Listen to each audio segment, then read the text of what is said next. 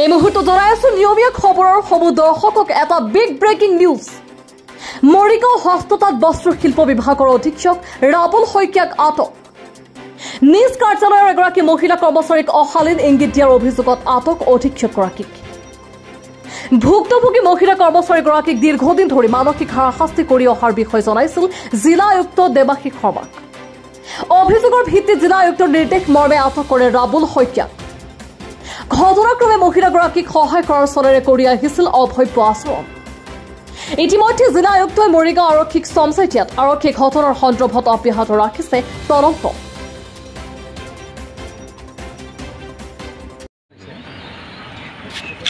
এগৰাকী অকণমানি ছোৱালী বুলি মই মাত্ৰ 22 বছৰ হৈছে।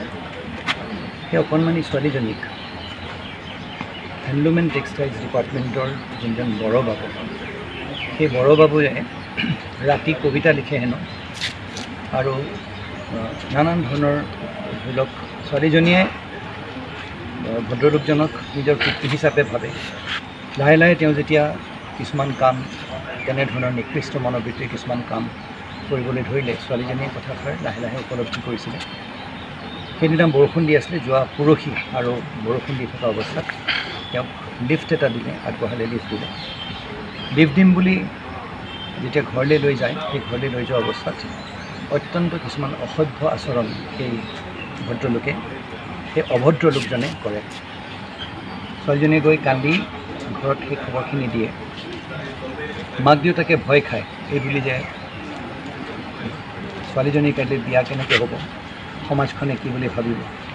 আজি আপুনি ভাবক কিমান দুখ লগা কথা, আমাৰ সমাজখনত এনেধৰণে নিৰ্যাৰিত নিপীড়িত এনেই আমাৰ মহিলাবোৰ, আৰু তাৰ ওপৰত এজনী আমাৰ সমাজৰ এজনী অকণমানি ছোৱালীৰ ওপৰত এনেধৰণৰ এজন বিভাসে এনেধৰণৰ ব্যৱহাৰ কৰাৰ পিছত সমাজখনলৈ ভয় খাই পিতৃ মাতৃয়ে কমপ্লেইন দিবলৈ ভয় খাইছে। মই ভাবোঁ এই ছোৱালীজনীক আমি মালা পিন্ধাব লাগে। আমি সমাজৰ সন্মুখত তেওঁৰ যিখিনি তেওঁ সাহস দেখুৱালে, সেই সাহসখিনি আমি শলাগ ল'ব লাগে।